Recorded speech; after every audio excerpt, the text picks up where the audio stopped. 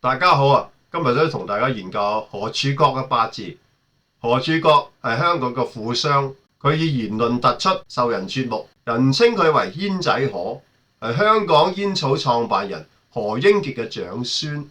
佢出生於上海浦東，曾任香港煙草有限公司董事會主席，同埋星島新聞集團董事會嘅主席。何先生亦都有踏足呢個政界，佢與中華人民共和國政府關係非常之良好。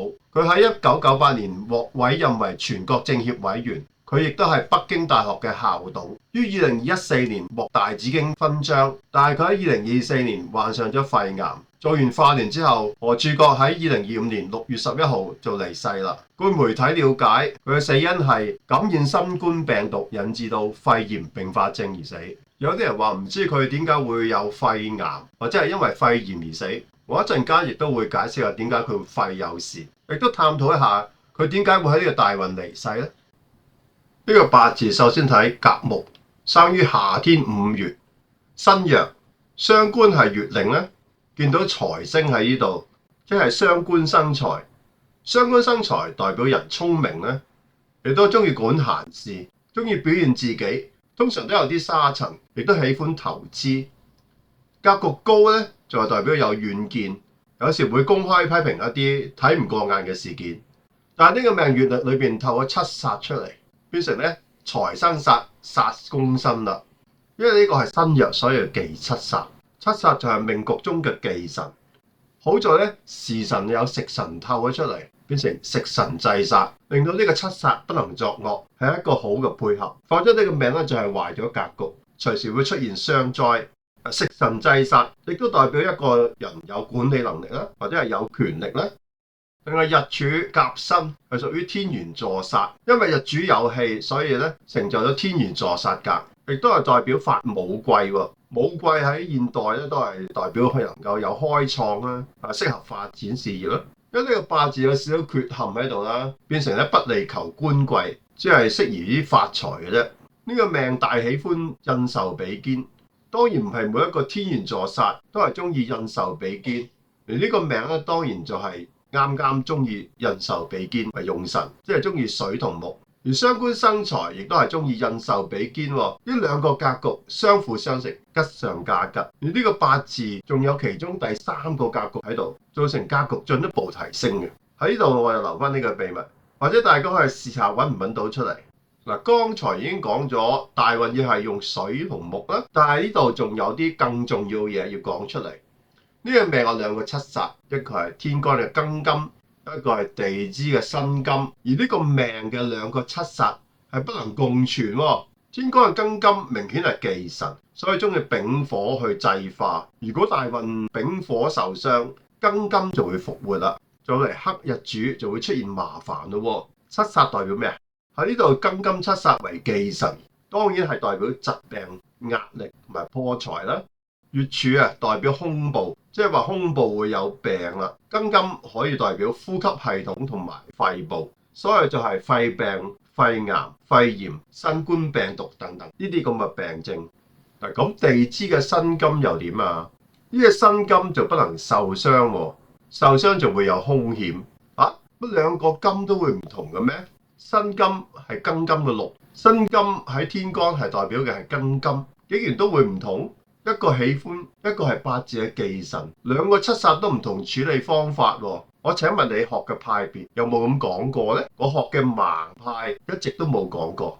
月令係午火，火點都會係克金嘅。好在年支仲有呢個丑土喺度，午火生土，咁所以丑土呢就會晦火生金啦，轉轉有情。所以呢個丑土係轉轉有情，亦都代表佢阿爺嘅錢有機會係俾佢啦。呢度咧仲有人身相沖喎，呢個沖有好有唔好嘅，咁喺呢度咧我就唔詳細講啦。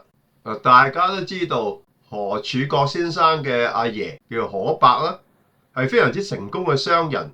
佢未落嚟香港定居之前已經係身家億億聲，嚟到香港從事煙草業賺咗好多錢，亦都做咗好多善事，為人所樂道嘅。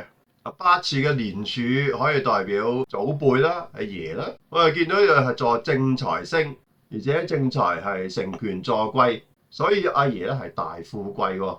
嗱，喺1990年久居美國嘅何柱國先生就返回到香港接手家族生意，但係並唔係佢父親何英傑接手喎。點解會揾長孫接管，而唔係揾佢父親接管呢？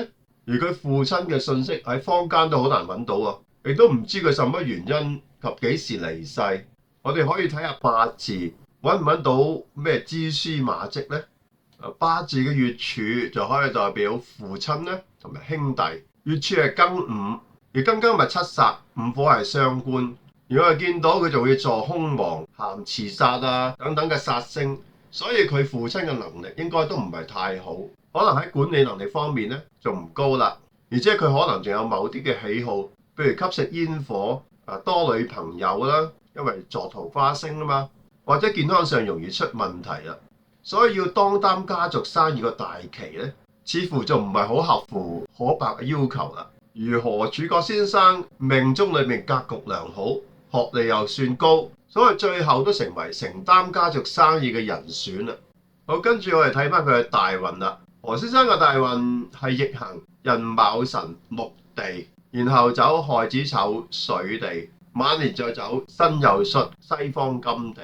因為八字喜歡水同木啊嘛，咁啊見到寅卯辰係木，亥子丑係水，所以其實何先生係走咗60年嘅好運。除咗家族生意，佢仲成為一個傳媒大亨啦，曾經擁有星島集團，而何柱國亦都有進軍呢個股壇，亦都賺過好多錢嘅。其他嘅枝節嘢啊，我就唔再詳細講啦。去到2025年初，何柱國先生出席光明頂，主持問佢點解會瘦咗咁多。原來佢喺去年2024年患咗肺癌，仲做咗化療添，估計癌症已經到咗末期啦。